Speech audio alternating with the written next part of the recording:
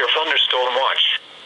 The National Weather Service has issued severe thunderstorm watch number 307, effective until 5 a.m. Eastern Daylight Time Saturday, or 4 a.m. Central Daylight Time Saturday.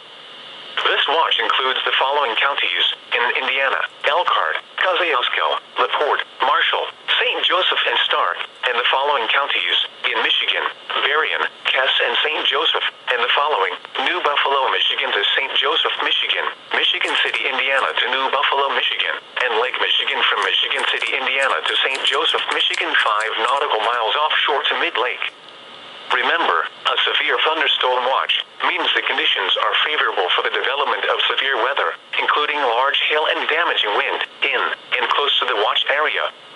While severe weather may not be imminent, persons should remain alert for rapidly changing weather conditions and listen for later statements and possible warnings. Stay tuned to NOAA Weather Radio, commercial radio and television outlets, or internet sources for the latest severe weather information.